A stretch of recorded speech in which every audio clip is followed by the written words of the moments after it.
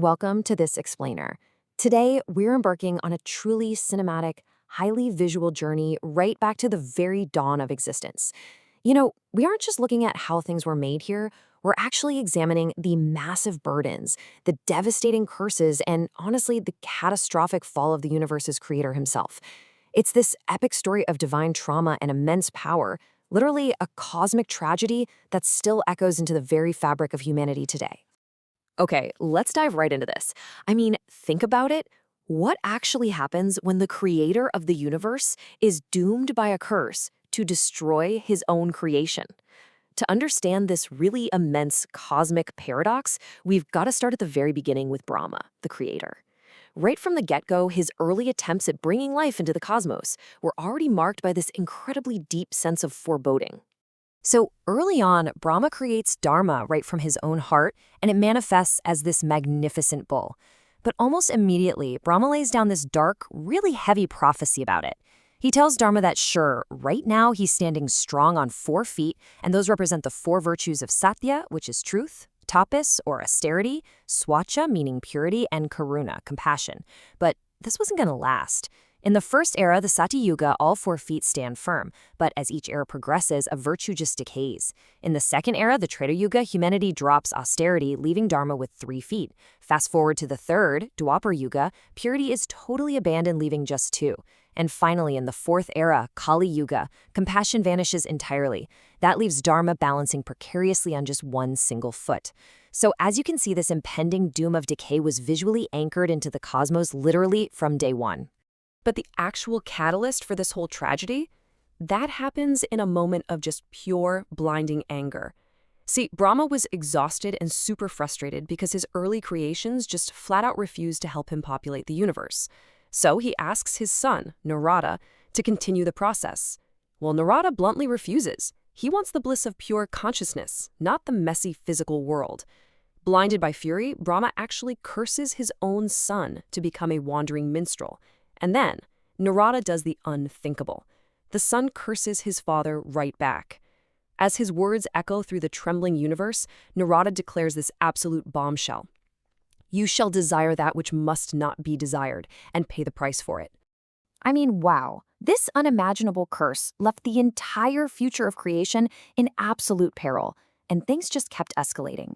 Soon after, this massive, explosive clash breaks out at a grand ceremony organized by Daksha.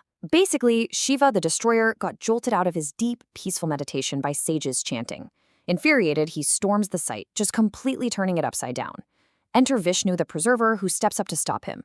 We're talking galaxies shuddering, time literally freezing as these two supreme forces clash. It threatened to rip the universe apart. Fearing total catastrophe, Brahma frantically intervenes. He begs them to stop, officially declaring them equal and opposite forces. He names Vishnu Hari and Shiva Hara, both actually meaning one who removes. And together, as Harihara, they removed the terrible fear from Brahma's heart. Even so, Brahma was deeply, deeply troubled. His sons had rejected him, his creation was falling apart, and that terrible curse was still hanging over his head. Desperate for answers, Vishnu points the creator toward Mahadeva, Shiva. And when Brahma prays to him, Shiva reveals the ultimate, mesmerizing secret of creation. He tells Brahma, look, reproduction just can't happen the way you've been trying. You need Shakti, the power of the feminine.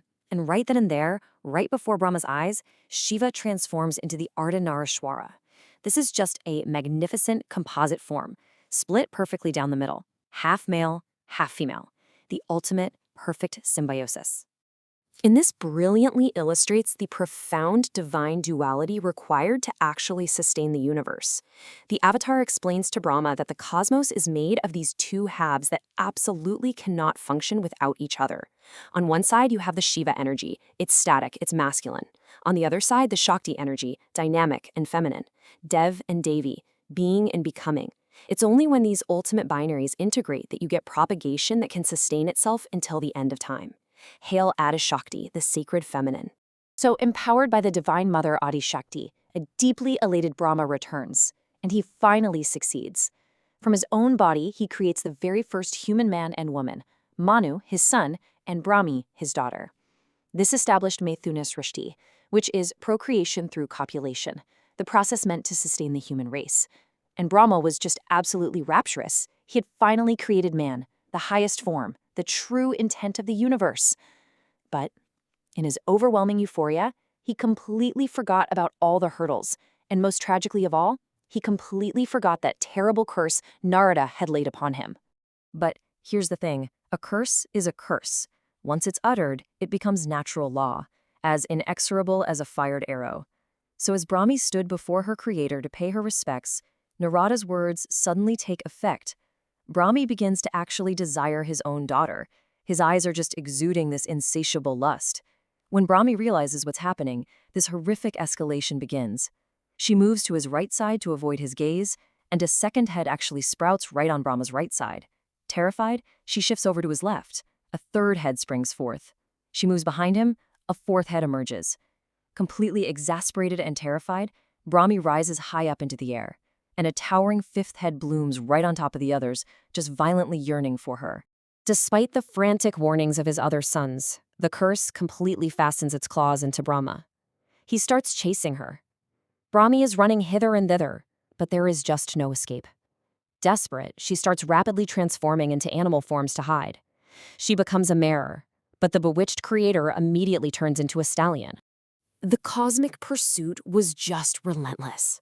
She becomes a duck, diving away to escape, but he instantly matches her, turning into a drake.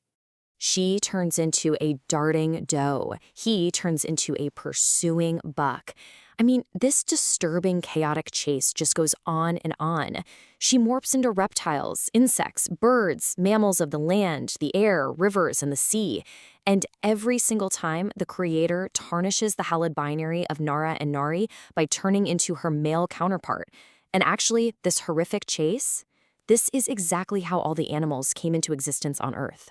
Because of the sheer scale of her desperate evasion, literally taking 100 distinct animal forms just to escape her own creator, Brahmi acquires a new name, Shatarupa. It means she of 100 forms. Just let the sheer tragedy and exhaustion of that name sink in for a moment. Finally, a furious Shiva materializes. His rage is completely boiling over at this ultimate transgression. Brahma suddenly snaps out of it, comes to his senses, and begs for forgiveness. But it is way too late.